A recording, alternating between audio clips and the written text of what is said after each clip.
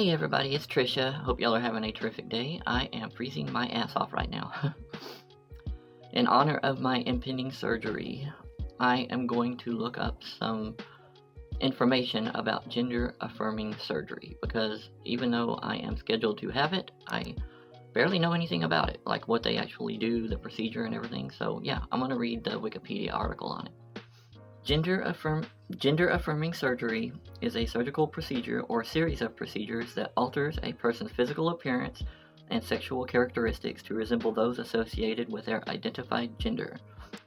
The phrase is most often associated with transgender healthcare and intersex medical interventions. I'm not sure what that means. Though many such treatments are also pursued by cisgender and non-intersex persons. It is also known as sex reassignment surgery, gender confirmation surgery, and several other names. I call it sex change. Professional medical organizations have established standards of care which apply before someone can apply for and receive sexual reassignment surgery, including psychological evaluation and a period of real-life experience living in the desired gender. Okay, so yeah, that does make sense. And I had to do that. I had to have many psychological evaluations because I have many health problems, or mental health problems.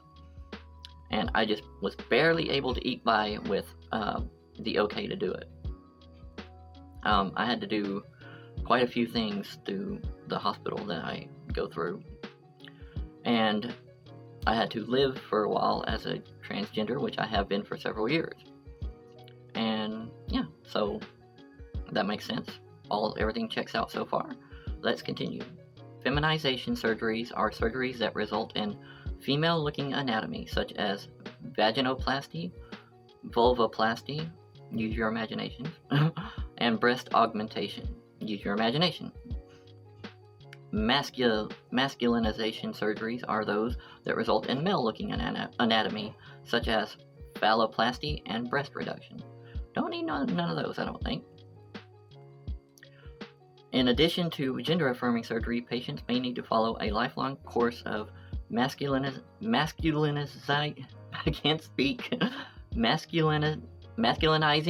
or feminizing hormone replacement therapy to support the endocrine system. I don't know why I can't speak today, but y'all catch my drift, right? So yeah, I did that, the feminizing hormone replacement therapy, obviously.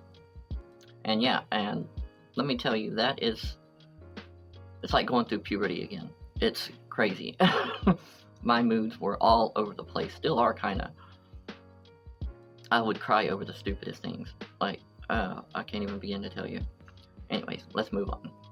Okay, I definitely did not know this. Sweden became the first country in the world to allow transgender people to change their legal gender after reassignment surgery, and provide free hormone treatment in 1972. I guess I'm going to move there. Singapore followed soon after in 1973, being the first in Asia. Well, that's cool. Okay, here comes the nasty part. Surgical procedures. The best known gender-affirming procedures are those that reshape the genitals, which are also known as genital reassignment surgery. That's what I'm having done.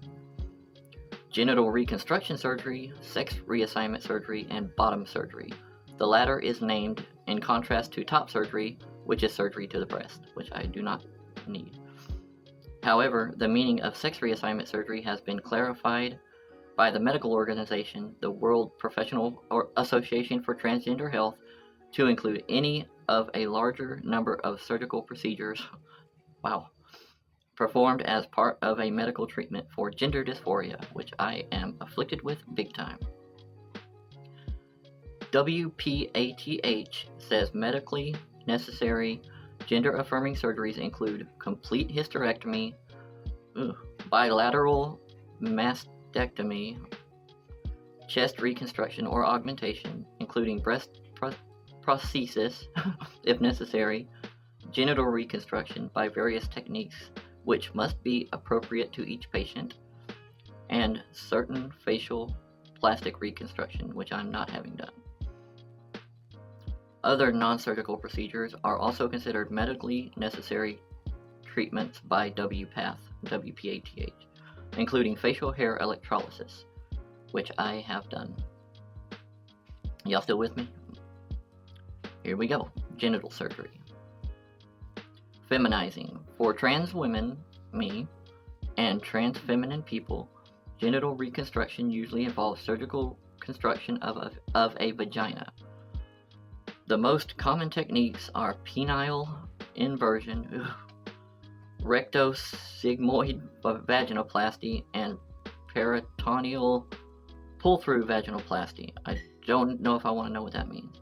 Another technique, the non-penile inversion technique, uses perforated scrotal tissue to construct the vaginal canal. I think that's what they're doing to me. Oh boy. We're going to skip right past masculinizing because that's not what I'm having done.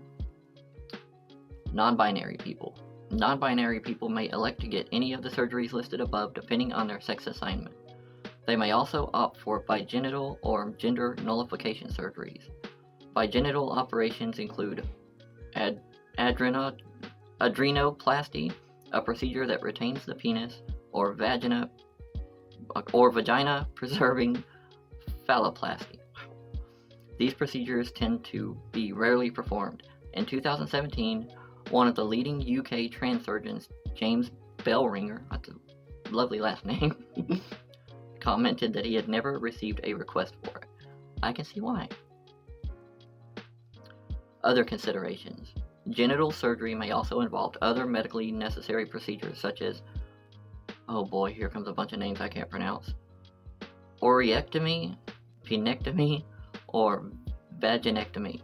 Complications of penile inversion vaginoplasty are mostly minor, thank goodness. However, rectovaginal fistula, abnormal connection between the neovagina and the rectum, can occur in about 1 to 3% of patients.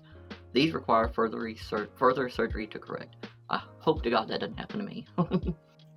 Okay, I'm sorry about the noise. My neighbor is doing something to his yard and it's driving me crazy, but it's the only place I have to record. So I'm going to try to block out the background noise as much as possible when I edit this. As underscored by WPATH, gender transition may entail a variety of non-genital surgeries that change primary or secondary sex characteristics, any of which are considered gender-affirming surgery, when done to affirm a person's gender identity.